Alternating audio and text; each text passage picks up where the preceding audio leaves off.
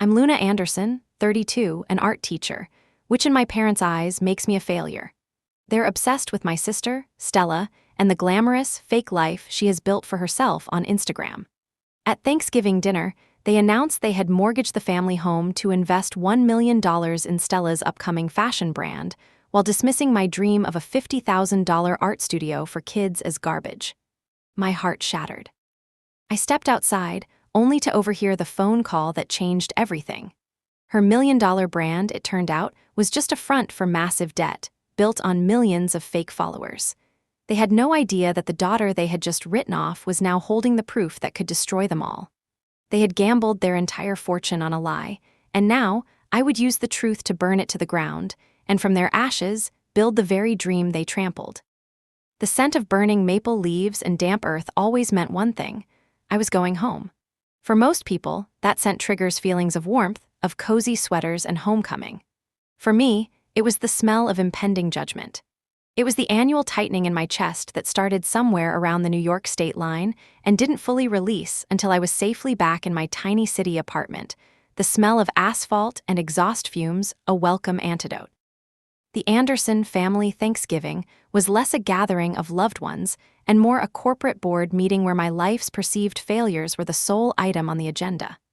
I gripped the steering wheel of my 10-year-old Honda, its engine humming a tune of reliable mediocrity that my father, Richard, would surely comment on. "Still driving that thing, Luna? I thought art teachers made a decent living these days." He'd say it with a hollow chuckle, not as a question, but as a statement solidifying my place in the family hierarchy, firmly at the bottom. My sister, Stella, would be arriving in a brand new Range Rover, a gift to herself for hitting 3 million followers on Instagram. She wouldn't call herself an influencer. The term was too pedestrian. She was a brand curator, a lifestyle architect. She didn't sell products. She sold an unattainable, sun-drenched fantasy of life, and business was booming. I pulled onto the familiar, tree-lined street of our Connecticut suburb, where the houses weren't just houses, but declarations of wealth.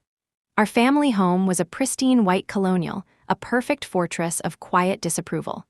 Every window was lit, a beacon of forced holiday cheer.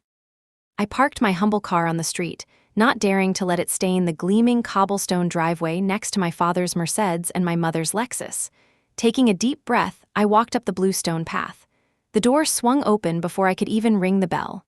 My mother, Eleanor, stood there, a vision in a cashmere sweater set, her smile perfectly polite and just a little too tight.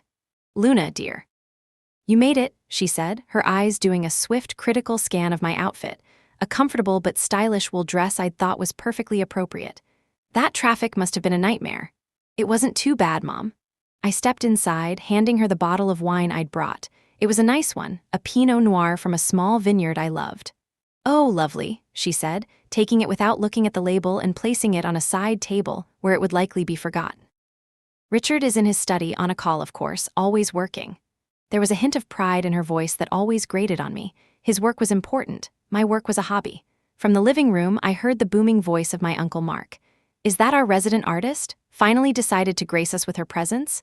Aunt Carol, his wife, bustled out to greet me, enveloping me in a cloud of Chanel No. 5. "Luna, sweetheart, you look healthy. City life agrees with you, I suppose." Healthy was her code for "you've gained a few pounds." "It's good to see you, Aunt Carol, Uncle Mark." Just then, a roar of an engine announced a far more important arrival. A sleek, black Range Rover pulled right up to the front door. The driver's side door opened, and a ridiculously expensive-looking boot stepped out, followed by the rest of my sister, Stella. She was a hurricane of perfection, her blonde hair catching the light, her designer coat draped over her shoulders just so. She wasn't walking, she was making an entrance. "I'm here," she announced to the world, her voice a sing-songy melody. She held her phone up, already recording. "Thanksgiving vibes, you guys, so blessed to be home with the family." She panned the phone around, a practiced, dazzling smile plastered on her face. My mother rushed past me. "Stella, darling, you look absolutely radiant. Is that the new Balenciaga coat?" "Mom, please," Stella laughed, though she loved the attention. "It's just something I threw on." She kissed my mother's cheek, careful not to smudge her makeup. Her eyes finally landed on me. "Oh, Luna, hey." "Hey, Stella," I said, my voice flat. "Love the dress," she said, her gaze lingering for a fraction of a second. "Very rustic." She turned back to our mother. "Wait until you see the centerpiece I brought. It's from this incredible floral artist in Soho. It's going to be perfect for the gram." My father emerged from his study, his phone finally lowered. His face, usually set in a serious, business-like mask, broke into a wide smile at the sight of Stella. "There's my superstar," he boomed, wrapping her in a hug. "Just got off the phone with Jim from the bank. He was telling me his daughter is obsessed with your skincare line." "Oh, that's so sweet," Stella beamed. "Tell him to use code STELLA20 for 20% off." My father then turned to me, the smile retracting slightly. "Luna, good of you to come." He gave me a brief, one-armed hug, his hand patting my back twice in a gesture that felt more like a dismissal than a welcome. The next hour was a masterclass in the Anderson family dynamic. Stella was the sun, and the rest of us were merely planets orbiting her, basking in her reflected glory. She regaled us with stories of brand collaborations, of trips to Paris and Milan, of the trials of having a sponsored post's engagement rate dip by 2%. Aunt Carol and Uncle Mark hung on her every word. My parents looked on with a kind of rapturous pride that I hadn't seen directed my way since I won a third-grade spelling bee. I tried to join the conversation. "My advanced placement art class just had their portfolios reviewed for college credit," I began. "A few of them got perfect scores. One of my students, Maria, is a prodigy.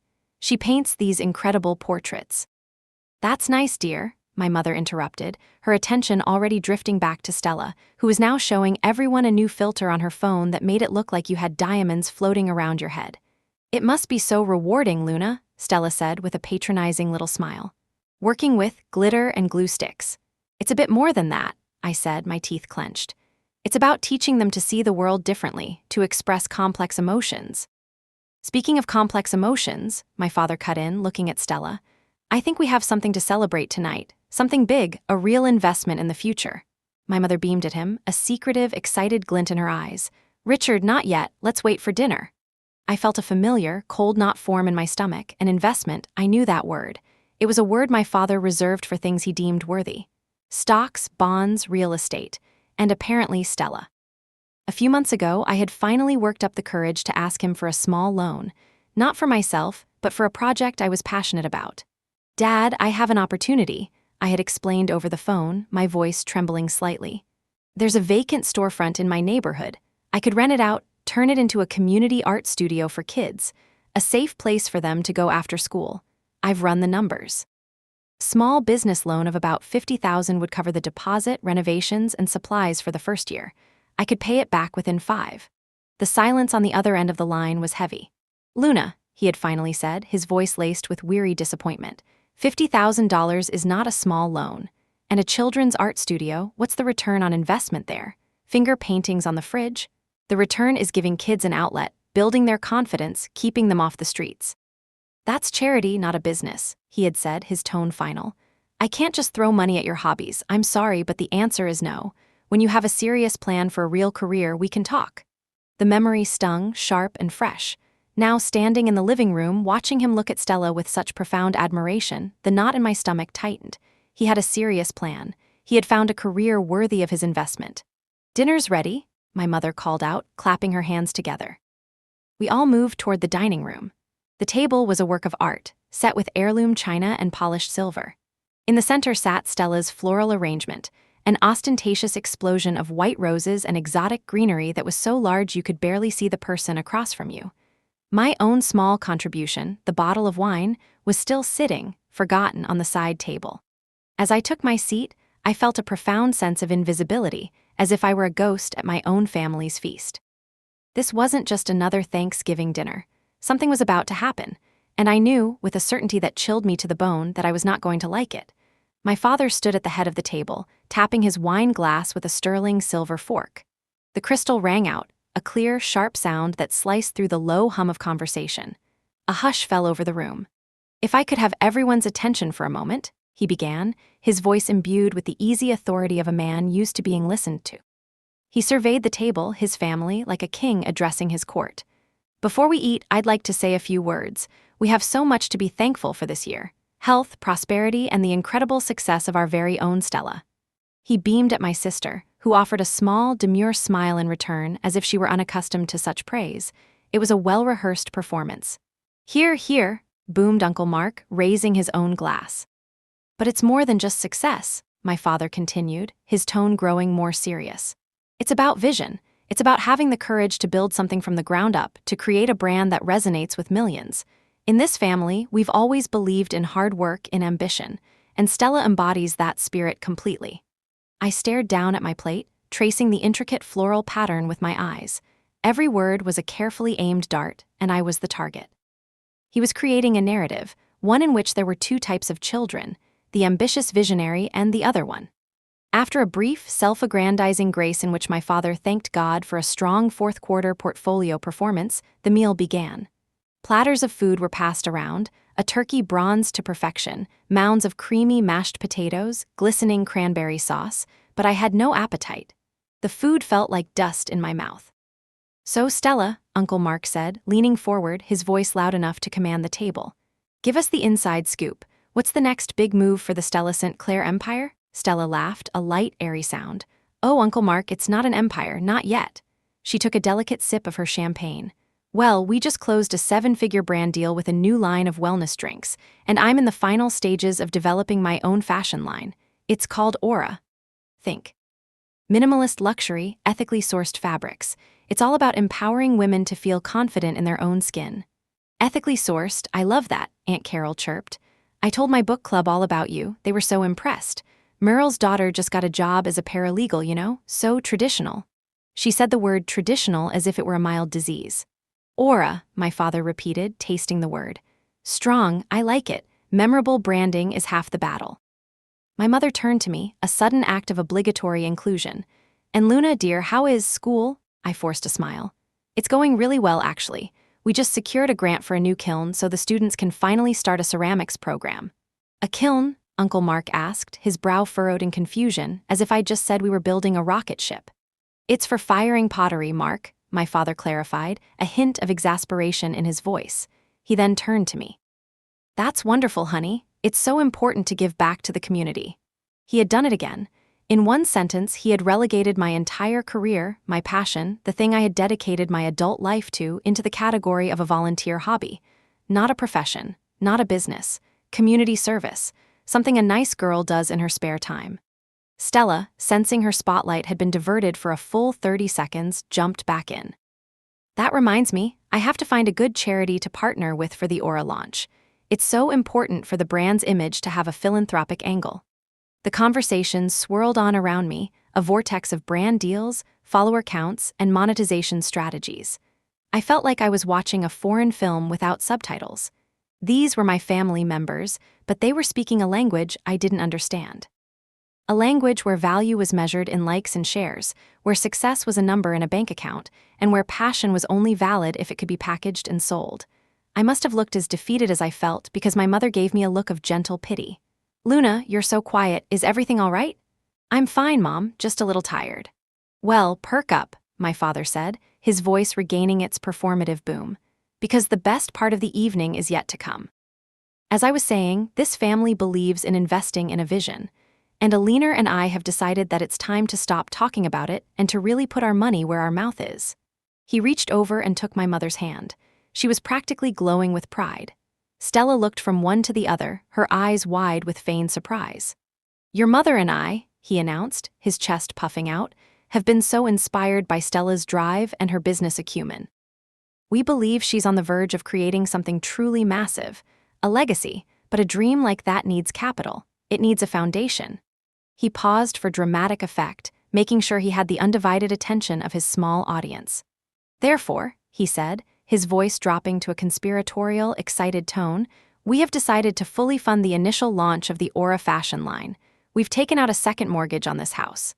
An investment of $1 million. The silence that followed was broken by a sharp gasp from Aunt Carol. Uncle Mark let out a low whistle. $1 million. Richard, you're not messing around." Stella brought her hands to her mouth, her eyes welling with perfectly formed tears. "Oh my God, Mom, Dad, I don't know what to say." "You don't have to say anything," my mother said, her own voice thick with emotion. "We believe in you, darling, we always have. $1 million. The number echoed in the cavern of my skull. It ricocheted off the walls of my memory, slamming into the ghost of my own humble request. 50,000, a number that was dismissed as frivolous, an irresponsible gamble on a hobby. And here was $1 million, 20 times that amount. An investment secured by the very foundation of our family home, a home I had always believed was a place of security, but now I saw was just another asset to be leveraged. I felt the blood drain from my face. The room seemed to tilt slightly, the faces around me blurring at the edges. They were all hugging now. Stella was sobbing in our father's arms. My mother was stroking her hair. Uncle Mark was clapping my father on the back, saying, "That's how you build an empire, Richard, you go all in." No one looked at me. It was as if I had ceased to exist. I was a phantom at the table, a specter of the child they had deemed unworthy of investment. The pain was so sharp, so visceral, it felt like a physical blow. It wasn't just about the money, it was about the validation. It was the screaming, undeniable proof of what I had always suspected. In their eyes, I was worthless. My dreams were worthless.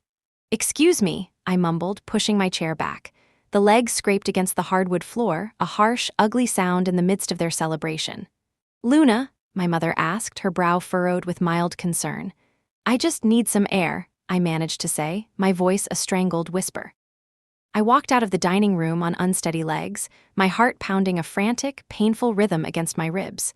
I made my way through the quiet living room and into the dimly lit hallway that led to the back of the house. I just needed a moment to breathe, a moment to stop the scream that was building in my throat. Just as I reached the end of the hall, I heard a side door click open and then shut. A sliver of cold night air snaked its way inside. Through the glass panels of the door, I could see Stella's silhouette on the back porch, her phone pressed to her ear. She was pacing back and forth, agitated. Her voice was low and tense, a stark contrast to the grateful tears she had been shedding just moments before. Curiosity, or perhaps a darker, more desperate need to understand, pulled me forward. I crept closer to the door, staying in the shadows of the hallway and strained to listen. "No, you don't understand," Stella was hissing into the phone. "Money is real, but so is the debt. I have to pay back the initial investors first, the ones from Dubai. They're not going to wait." A pause, my blood ran cold. "Don't you tell me to calm down, Marco. They fronted me the money for the samples and the website based on my engagement numbers. If they find out half of my followers are bots from a click farm in the Philippines, the whole house of cards comes down. The million from my parents is just plugging a hole in a sinking ship. A house of cards. A sinking ship." The words hung in the cold night air, stark and terrifying. I stood frozen in the hallway, my hand pressed against my mouth to stifle the gasp that threatened to escape. The entire scene in the dining room, the tears, the hugs, the triumphant speeches, replayed in my mind, but now it was a grotesque parody. The proud investors, my parents, were nothing more than the latest marks in their own daughter's elaborate con. Stella's voice grew sharper, a venomous, panicked whisper that was a world away from her public persona. "Look, I don't have time for this. I need you to buy me another 2 weeks. Tell them the wire transfer is delayed. Tell them whatever you have to. Just handle it, Marco. That's what I pay you for." There was another pause. I could hear the faint, tinny sound of a man's voice on the other end of the line. "Of course it's a mess," Stella snapped. "It's always been a mess. This whole brand is built on smoke and mirrors and a really good Instagram filter. I'm $30,000 in debt on my personal credit cards alone, not to mention what I owe the web developers and the photographers. This $1 million, it's not a launch pad, it's a bailout."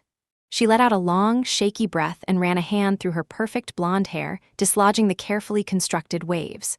"I have to go. My family is having a full-blown meltdown of joy in there. It's disgusting. I'll call you tomorrow." She hung up and stood there for a moment, her back to me, her shoulders slumped. The confident, radiant influencer was gone. In her place was a terrified woman teetering on the edge of a self-made abyss. She took one more deep breath, squared her shoulders, and pasted the dazzling smile back on her face before turning to come back inside. I ducked back into the shadows just as she opened the door, a blast of cold air following her in. She didn't see me. She glided past, her composure perfectly restored, and re-entered the dining room as if she hadn't a care in the world. "Sorry about that," she announced brightly to the table. "Just a quick call with my brand manager. Things are moving so fast." I remained in the hallway, my mind reeling. The shock was quickly being replaced by a seething, white-hot anger. Anger at Stella for her deception, for her callous manipulation of the 2 people who adored her. But underneath that was a deeper, more painful anger directed at my parents. They had been so eager to believe in her, so blinded by the superficial gloss of her manufactured success, that they had failed to see the rot underneath. They had mortgaged their home, their security, for a lie packaged in a Balenciaga coat. And me? They hadn't even been willing to risk a fraction of that on my quiet, tangible dream. My art studio wasn't smoke and mirrors. It was lumber and paint and clay. It was a real place for real children, but it wasn't glamorous. It didn't come with 1 million followers, so it didn't count. My legs felt steady now, fueled by a cold, hard rage. I walked back into the dining room. The mood was still celebratory. Uncle Mark was in the middle of a story about a bad investment he'd once made in an ostrich farm. "Lost my shirt on that one," he was saying with a laugh. "Goes to show you have to invest in people, not birds. Right, Richard?" "Exactly," my father agreed, smiling at Stella. I took my seat and picked up my wine glass. My hand was perfectly still. I looked directly at Stella, my eyes boring into hers. For a split second, I saw a flicker of panic in her expression before she masked it with a bright, questioning smile. "Everything okay, Luna?" "Never better," I said, my voice dangerously calm.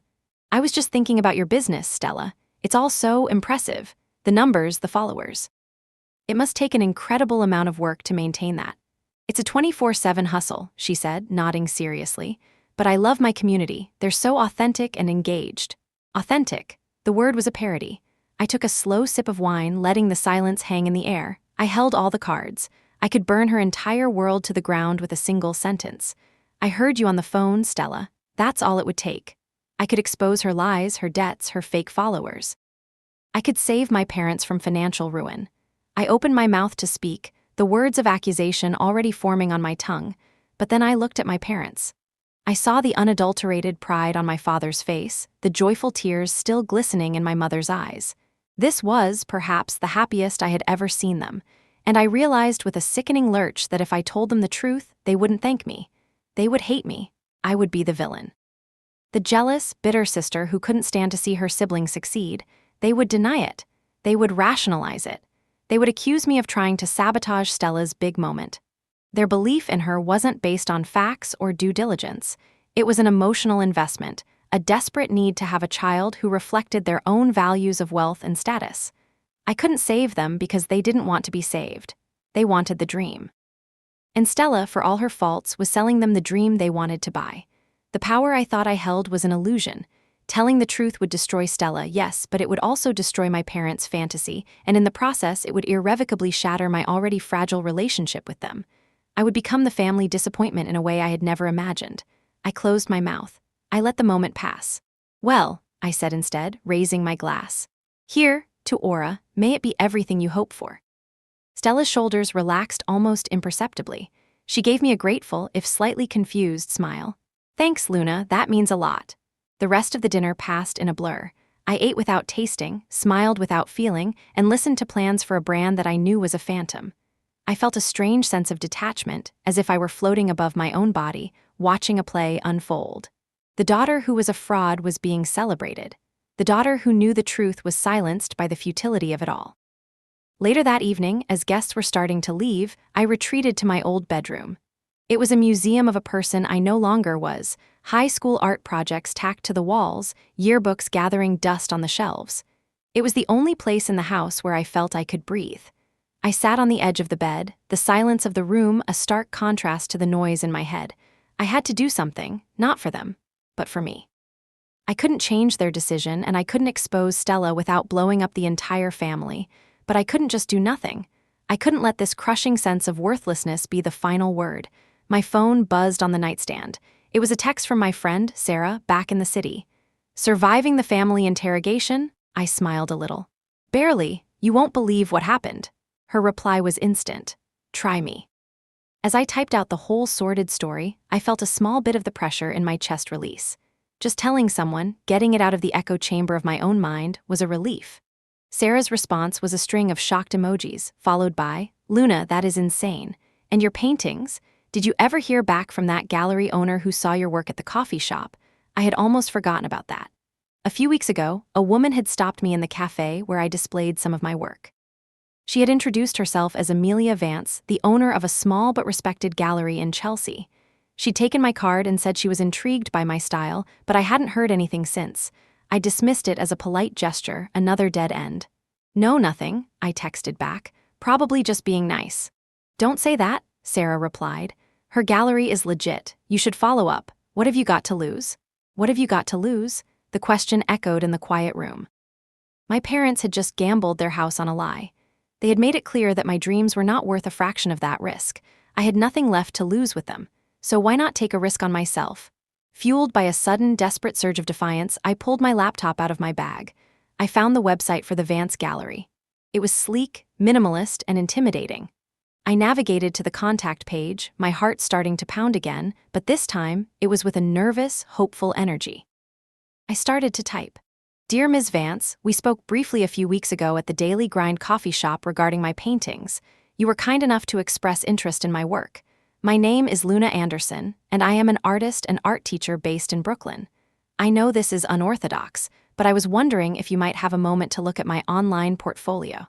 The holidays can be a difficult time, and looking at my art is the only thing keeping me sane right now. Thank you for your time. Sincerely, Luna. It was too honest, too raw. I deleted the last two sentences, but then I typed them back in. No, this was me. This was the truth. I had spent my whole life trying to be the person my family wanted me to be, quiet, unassuming, not a bother. It hadn't got me anywhere.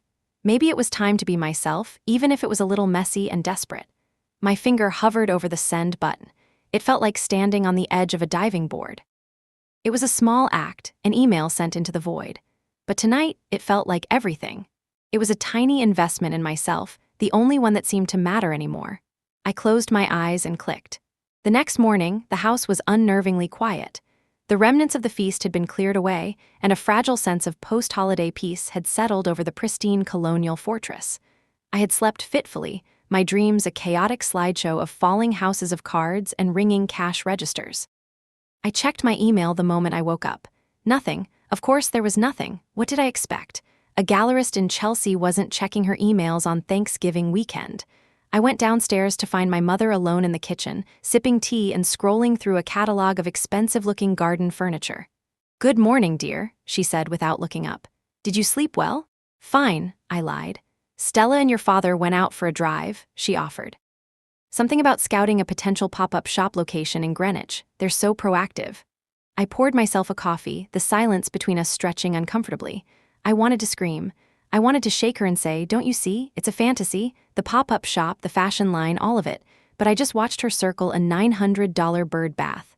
Mom, I started, my voice tentative. About the $1 million, are you sure about this? It's a lot of money. The house. She finally looked up, her expression hardening almost instantly. The soft, suburban mom was gone, replaced by a steely-eyed corporate wife. Luna, this is not your concern. Your father and I have made a financial decision. It's an investment and we believe it's a sound one. But Stella she doesn't have a lot of experience in manufacturing, in retail. She has a brand, my mother cut in, her voice sharp. And in today's world, that's more important than anything. It's something you wouldn't understand. The condescension in her tone was a physical slap, something you wouldn't understand. It was the family motto, the final word in any argument I ever tried to have. You're right, I said, my voice flat and cold. I don't understand. I don't understand how you can risk everything you've worked for on a brand that sells aura. And what would you have us risk it on, Luna? She challenged, her eyes flashing. A kiln. A community center that will never turn a profit? We are building a legacy, something that will provide for this family for generations. Your sister understands that. I'm disappointed that you can't even try to be happy for her. Disappointed. There it was, the word that had defined my existence in this family. I felt a profound sense of exhaustion, a weariness so deep it settled in my bones. I was done. I was done trying to make them see. I'm going to head back to the city today, Mom. She looked momentarily surprised. So soon? But we were going to go shopping for Christmas decorations this afternoon. The idea was so absurd, so painfully normal in the face of the impending financial cataclysm that I almost laughed. I can't, I have work to do. On a holiday weekend? She asked, a familiar note of disapproval in her voice. Some of us don't have a choice, I said. I walked out of the kitchen before she could reply, before I said something I couldn't take back. I was throwing my bag into the trunk of my Honda when my father and Stella pulled back into the driveway in his Mercedes. They were laughing about something, looking for all the world like a mogul and his brilliant protégé. Leaving so soon? My father asked, getting out of the car. I have to get back, I said, not meeting his eye. Luna, wait, Stella said. She walked over to me, her expression a careful blend of sisterly concern and pity. Are you okay? You were so quiet last night. I know the announcement was a lot to take in. I'm fine, I said through gritted teeth. It's just, I don't want you to feel left out, she continued, lowering her voice. I know your art is important to you, and when Aura takes off, I was thinking maybe we could do a collaboration. You could design a print for a scarf or something. It would be great exposure for you. The offer was so patronizing, so utterly clueless, that all I could do was stare at her. She wanted to throw me a crumb from her imaginary empire. A scarf. My life's work, my passion, reduced to a decorative accessory for her fraudulent fashion line. Something inside me snapped. The years of quiet resentment, of swallowing my pride, of accepting my place as the family's resident failure, coalesced into a single moment of crystalline clarity. No, thank you, Stella, I said, my voice even and clear. I don't think my brand of authenticity would really align with yours. Her eyes widened. The mask of concern slipped, revealing a flash of anger. What's that supposed to mean? It means your brand is built on lies, I said, the words tumbling out before I could stop them. My father took a step forward, his expression darkening. Luna, that's enough, he warned. No, it's not enough. I turned to him, my voice rising with every repressed frustration. You want to talk about investments? I asked you for $50,000 for something real, something that would have helped actual children in a community that needs it, and you dismissed it as a hobby. But you'll hand over $1 million, you'll mortgage this house for her. For an Instagram account and a brand called Aura that's built on nothing. It's a joke. How dare you, my father growled, his face turning red. You have no idea what you're talking about. You're just jealous. You've always been jealous of your sister's success. Success. I laughed, a bitter, broken sound. You think that's success? Ask her, Dad. Ask her about her investors in Dubai. Ask her how many of her 3 million followers are bots from the Philippines. Ask her how much debt she's in. Go on, ask her. The silence was deafening. Stella's face had gone completely white. She looked like a cornered animal. My father stared at her, a flicker of doubt finally entering his eyes. Stella, what is she talking about? Stella burst into tears. But these weren't the delicate, camera-ready tears from last night. These were ugly, panicked sobs. She's lying, she's making it all up because she can't stand that I'm finally getting something and she's not. She's always been this way, trying to ruin things for me. It was a brilliant move. In an instant, she had flipped the narrative. She was the victim. I was the cruel, vindictive sister. And my parents, desperate to believe in the dream, were all too willing to accept it.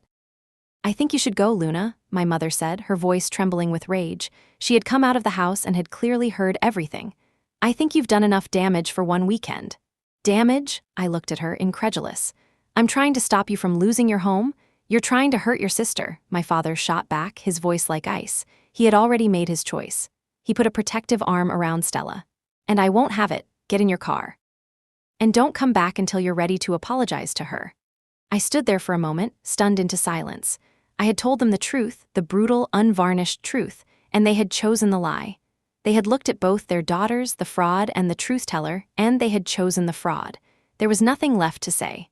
My apology was the price of admission back into this family, and it was a price I was no longer willing to pay. Without another word, I got into my car. I didn't look at them as I pulled away from the curb. I saw their reflections in my rearview mirror, my father comforting a sobbing Stella, my mother glaring after me with pure venom in her eyes. They shrank in the distance until they were just a tiny, perfect family tableau in front of their pristine white house, a house of cards, and the wind was starting to blow. The drive back to the city was a blur of tears and fury. The tight band around my chest had finally snapped, leaving a raw, aching void in its place. I had been cast out. But as the miles passed, a strange, new feeling began to creep in around the edges of the pain. It was a feeling of lightness, of freedom. The burden of their expectations, the weight of my perpetual failure in their eyes, it was gone. I had lost my family, but maybe, just maybe, I had found myself. When I finally got back to my apartment, I felt hollowed out. I threw my keys on the counter and sank onto my sofa. The place was small, the furniture was secondhand, but it was mine. Every book, every pillow, every paintbrush was a testament to a life I had built for myself, away from their judgment. My laptop was still open on the coffee table, and on the screen there was a single, unread email. My heart skipped a beat. The sender was Amelia Vance. The subject line was, "Your portfolio." My hand trembled as I opened it. "Dear Luna, thank you for sending this. I'm not sure what kind of holiday you were having, but I hope this makes it better. I have looked at your portfolio, and your work is, without exaggeration, extraordinary. It's raw, emotional, and possesses a technical skill that is rare to see. That piece, The Invisible Feast, is a masterpiece of quiet devastation. I have a solo show slot that just opened up in my gallery in 6 weeks. It's a long shot, but I believe your work is important and needs to be seen. Would you be interested in discussing this possibility? I'd like to visit your studio as soon as possible. All the best, Amelia. I read the email once, then twice, then a third time. The words swam before my tear-filled eyes. A solo show. In Chelsea. Extraordinary. A masterpiece. These were words I had never dared to even dream, let alone associate with myself. My family had just gambled $1 million on an illusion. And a stranger, a woman who knew nothing about me other than what she saw on a canvas, was willing to gamble on me, on my truth. A sob escaped my lips, but it wasn't a sob of pain or anger. It was a sob of pure, unadulterated relief. The dam had broken. The feast of my family's judgment was over. And for the first time in my life, I wasn't invisible. I was seen. The 6 weeks that followed were a blur of frantic, joyful, terrifying work. Amelia Vance was a force of nature. She swept into my small studio apartment, which was crammed with canvases stacked against every wall, her sharp, intelligent eyes taking everything in. She didn't comment on the size of the space or the worn-out furniture. She only cared about the work. "This one," she said, pointing to a large, chaotic painting of a dinner table where one figure was rendered in translucent, ghostly layers of paint, while the others were vibrant and solid. "This is the invisible feast?" "Yes," I said, my voice barely a whisper. I had painted it a year ago after a particularly brutal Thanksgiving. "It's breathtaking," she said simply. "It tells a story that thousands of people will recognize. This will be the centerpiece of the show." Amelia was not just a gallery owner. She was a champion. She connected me with framers who gave me a deep discount, with art movers who treated my canvases like sacred objects, and with a publicist who started buzzing about the powerful new voice in contemporary realism. For the first time, I felt like I was part of a team, a community that valued what I did. It was a stark contrast to the family unit I had just left behind, which operated more like a ruthless corporation with a 2-person board of directors. I threw myself into the preparations with a single-minded focus I hadn't realized I possessed. I painted 2 new large-scale pieces, fueled by the raw emotion of my final confrontation with my family. One depicted a woman standing in front of a house of cards, a gentle breeze threatening to topple it. The other was a self-portrait, but instead of my face, it was a reflection in a shattered mirror, each piece showing a different, fragmented emotion. My pain, my anger, my newfound freedom, it all poured out onto the canvas. Throughout this whirlwind, there was a deafening silence from Connecticut. I hadn't reached out, and they hadn't either. It was a silent, mutual excommunication. Sarah told me she'd seen Stella's Instagram. It was a masterclass in spin. She had posted a teary-eyed video talking about the toxic pressures of family expectations and the painful but necessary act of cutting off negative energy to protect your dream. She had twisted my desperate, truth-telling intervention into an act of petty jealousy, and her 3 million followers, or what was left of them after you filtered out the bots, were eating it up. Protect Your Peace was trending. It was nauseating. I tried not to look. I tried to focus on my own path. The gallery, the show, that was my reality now. A week before the opening, Amelia sat me down in her office, a chic, sunlit space overlooking the High Line. "The buzz is good, Luna," she said, her smile genuine. "We've had several inquiries already from serious collectors. One in particular is very interested. A man named Julian Croft. He's a bit of a legend. Very private, very discerning. He rarely buys work from new artists, but he saw the digital catalog and he's flying in from London for the opening. If he likes your work in person, this could change your life." Julian Croft. The name sounded vaguely familiar, but I couldn't place it. The thought of a legendary collector flying across the Atlantic to see my work made my head spin. The pressure was immense, but it was a good kind of pressure. It was the pressure of opportunity, not the crushing weight of familial disapproval. The night of the opening arrived. The Vance Gallery was transformed. My paintings, which had been crammed into my tiny apartment, now hung on vast, white walls, lit with a reverence I had never thought they deserved. The space was packed with people, artists, critics, collectors, and curious New Yorkers. They were all looking at my work, whispering, pointing, their faces serious and contemplative. I stood in a corner, clutching a glass of champagne, feeling completely overwhelmed. Sarah was by my side, a grounding presence in the swirling chaos. "You did it, Luna," she whispered, squeezing my arm. "Look at them, they see you." Amelia brought people over to meet me. They shook my hand, their eyes shining with genuine admiration. "Your use of light is remarkable," a woman with a severe haircut told me. "The emotional depth is just staggering," said a man in a ridiculously expensive-looking scarf. I mumbled my thanks, feeling like an imposter in my own life story. Then Amelia approached with a man who seemed to carry his own atmosphere of quiet authority. He was in his late 60s, impeccably dressed in a tailored suit, with kind, intelligent eyes that seemed to see right through me. "Luna Anderson," Amelia said, her voice laced with excitement. "I'd like you to meet Julian Croft." My heart hammered against my ribs. "Mr. Croft," I said, extending a clammy hand. "It's an honor to meet you. Thank you so much for coming." He took my hand, his grip firm and warm. "The honor is all mine, Ms. Anderson," he said, his voice a low, cultured rumble with a British accent. "I have been looking at your paintings for the last hour, and I must say the digital images do not do them justice. They are alive." He led me over to the invisible feast. He stood before it for a long time in silence. "This piece," he said finally, his voice soft. "It is a story I know well. The pain of being unseen in a room full of people who are supposed to love you most.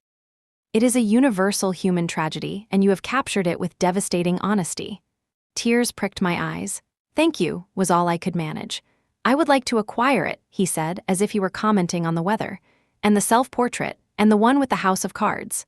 I stared at him, speechless. Amelia, standing beside us, let out a small, controlled gasp. He wanted to buy 3 of my largest pieces.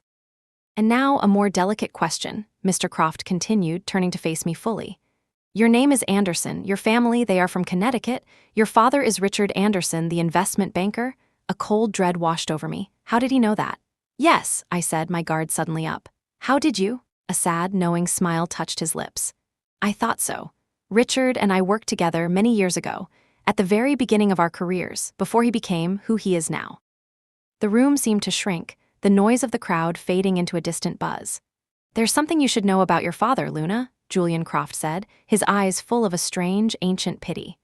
"The reason he is so obsessed with the appearance of success, with glamour and brands and big, flashy numbers, is because his own career was built on a lie. The foundational investment that launched his entire firm, the money that bought that big White House in Connecticut, it was not his. He stole it." My champagne glass slipped from my fingers, shattering on the polished concrete floor. "He stole it from my father," Julian Croft said. "Richard was my father's protege. He was trusted. He was treated like a son. And he betrayed that trust, embezzling the firm's seed money and disappearing to start his own company. He covered his tracks so well that by the time my father discovered the truth, it was too late. The scandal would have ruined them both, so my father chose to quietly absorb the loss and rebuild. He never recovered. The shame and the stress, it killed him." I couldn't breathe. The perfect White House, the fortress of my family's success, was built on a stolen foundation. My father, the man who preached about ambition and hard work, was a thief. His obsession with Stella's superficial success, his disdain for my quiet, honest work, it all made a sickening kind of sense now. He couldn't acknowledge my genuine passion because it was a mirror to his own fraudulent beginnings.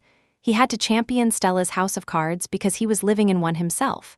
"I am telling you this," Mr. Croft said gently, "not to hurt you, but because when I saw your art, I saw the truth.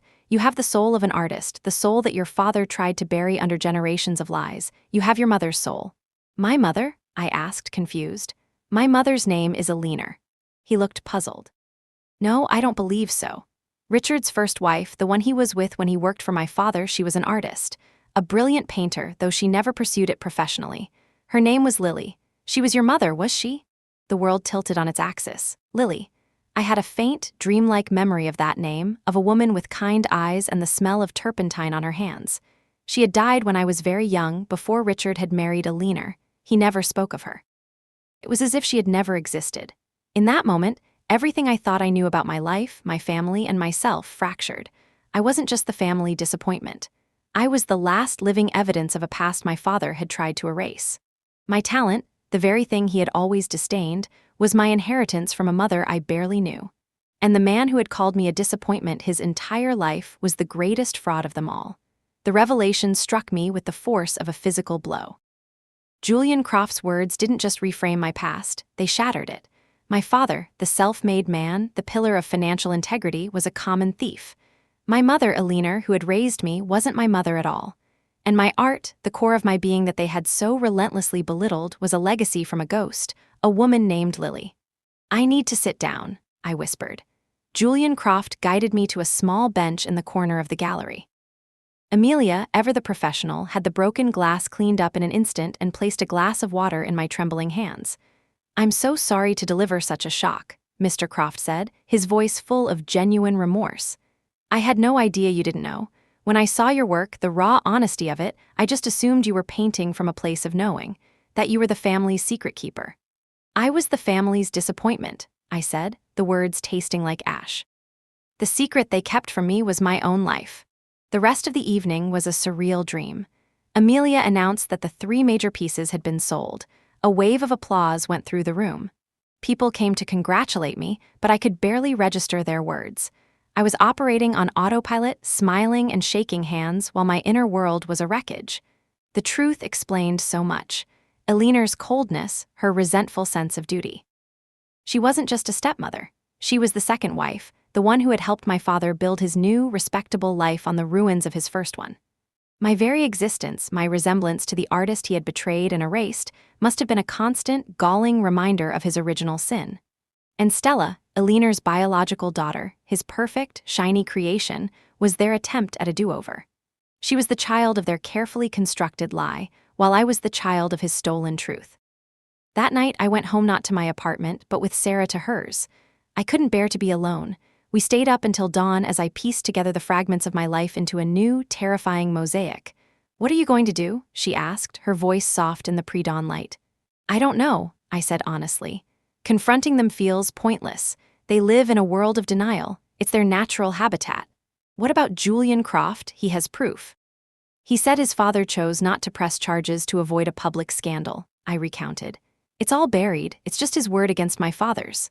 But it wasn't about public justice. It was about personal reclamation. I had spent my entire life feeling inadequate, like I was a puzzle piece that didn't fit. Now I knew why. I was from a different puzzle entirely. A few days later, back in my apartment, which now felt more like a real home than ever, a check arrived by courier. It was from the Vance Gallery. The number on it made me sit down hard. After the gallery's commission, it was still a life-altering amount of money. Enough to rent the storefront for my art studio for the next 10 years. Enough to be free. With the check in my hand, I knew what I had to do. It wasn't about revenge. It was about resolution. The following weekend, I drove back to Connecticut. I didn't call ahead. I parked my old Honda in the driveway this time, right behind Stella's Range Rover. I felt no fear, no anxiety, just a strange, quiet calm. I walked up the bluestone path and rang the bell. Eleanor opened the door. Her face went through a rapid series of emotions, surprise, then anger, then a cold, guarded neutrality. "Luna, we weren't expecting you," she said. "Your father said you were not to come back until you had an apology for your sister."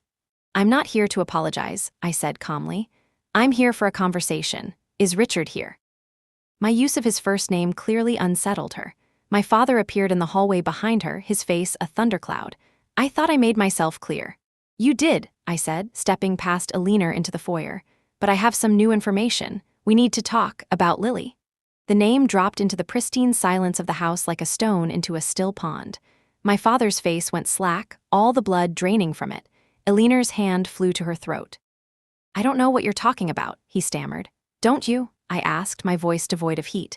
"I also met a man named Julian Croft this week. Does that name ring a bell?"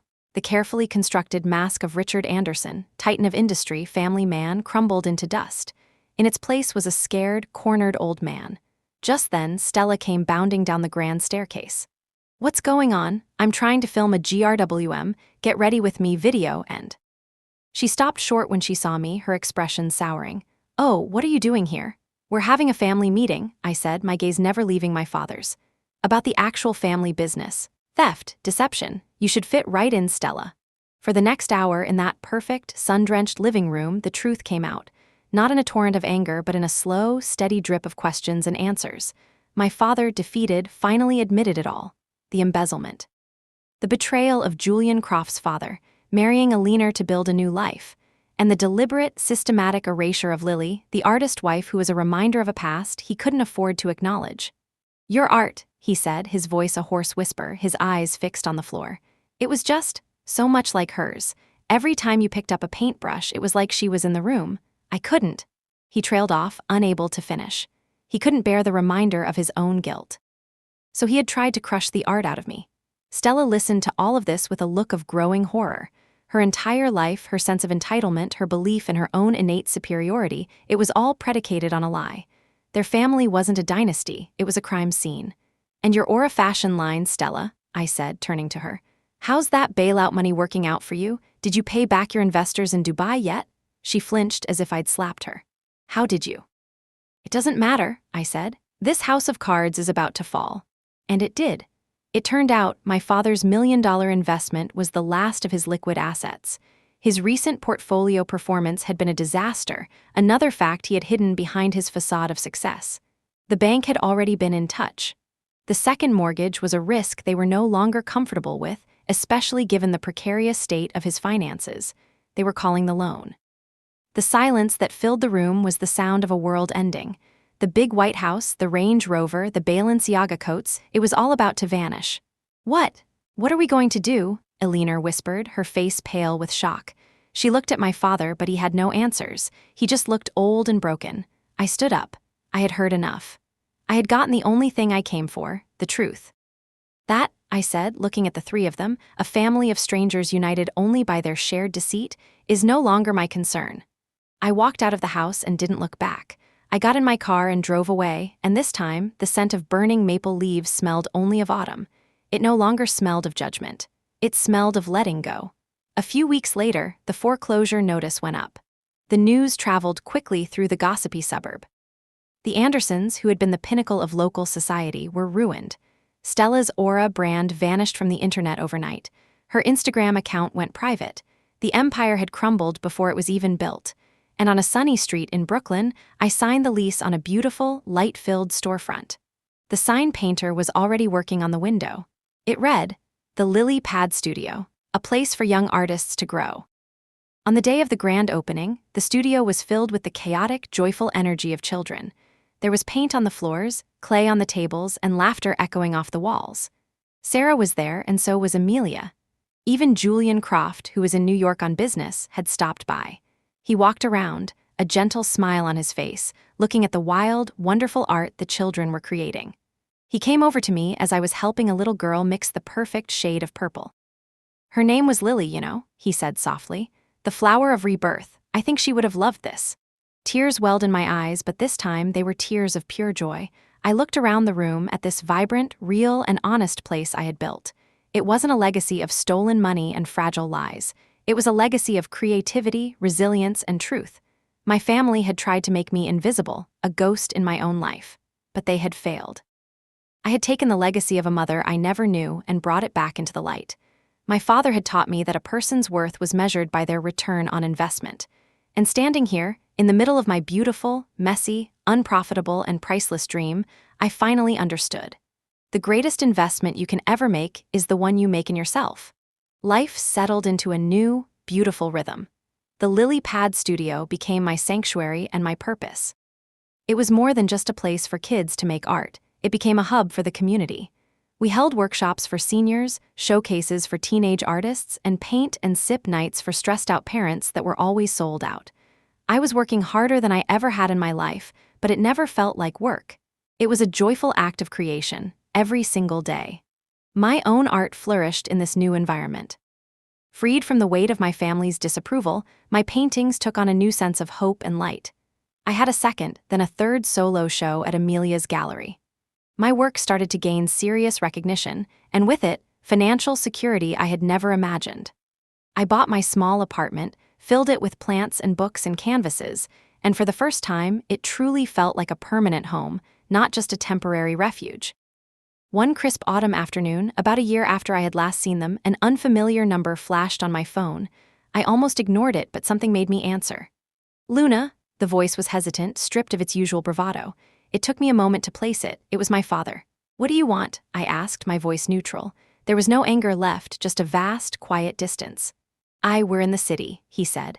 "Your mother and I were staying in a small apartment in Queens. It's modest." I didn't say anything.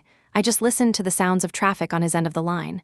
"I saw an article about you," he continued, his voice cracking slightly. In the New York Times, about the studio, they called you a vital new force in arts education. They included a picture of one of your paintings, the one with the house of cards. He paused, and I heard him take a shaky breath. It was a good painting. You were right about everything. I was a fool.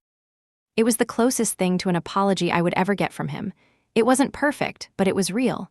For a moment, I felt a flicker of the old, familiar pull, the daughter's instinct to comfort, to fix.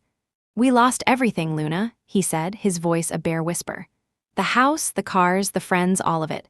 Stella, she moved to Nevada. She's a waitress at a casino. She doesn't speak to us. The image was so jarring, so far removed from the sun-drenched fantasy she had curated, that I felt a brief, surprising pang of pity for her. She had been a victim of the family lie, too, just in a different way. She had been the designated star, a role that was just as confining as my role as the disappointment. I'm sorry to hear that, I said, and I meant it. I was sorry they were in pain. But their pain was no longer my responsibility to heal. I was wondering, he said, his voice full of a humility I had never heard before. Could we see you, maybe get a cup of coffee? I thought for a long moment. I pictured them in their modest apartment, stripped of all the trappings of their false success. I thought about the years of neglect, the casual cruelty, the $1,000,000 bet on my sister's lie. Forgiveness, I realized, wasn't a switch you could just flip, but peace was a choice. No, I said, my voice gentle but firm. I don't think that's a good idea. We have nothing left to say to each other. I wish you the best, Richard. I hope you find some peace. I hung up the phone before he could reply, and as I did, I felt the very last thread of connection to that old life sever. It wasn't an act of anger or revenge. It was an act of self-preservation. My life was here now, in this bright studio, surrounded by creativity and truth. There was no room for their ghosts anymore. My story isn't about the triumph of getting rich or proving my family wrong. It's about the quiet, steady work of reclaiming your own worth when the people who are supposed to build you up try to tear you down. Society tells us that family is everything, that blood is a bond that can never be broken. But sometimes, the most loving thing you can do for yourself is to walk away from a family that harms you. Sometimes, the family you choose, the friends who support you, the mentors who guide you, the community you build, is more real and more valuable than the one you were born into. True freedom isn't about getting an apology or watching those who hurt you fail. It's about getting to a place where their opinions, their successes, and their failures no longer have any power over you. It's about building a life so full of your own light that their darkness can't find a shadow to cling to. I look at the children in my studio, their faces smudged with paint, their eyes bright with the thrill of creation. I see their uninhibited joy, their fearless approach to the blank canvas. My promise to them, and to the little girl I once was, is that this will always be a place where they are seen. A place where their voice matters, where their vision is celebrated, and where they learn the most important lesson of all, that you don't need anyone's permission to be a masterpiece. You already are one.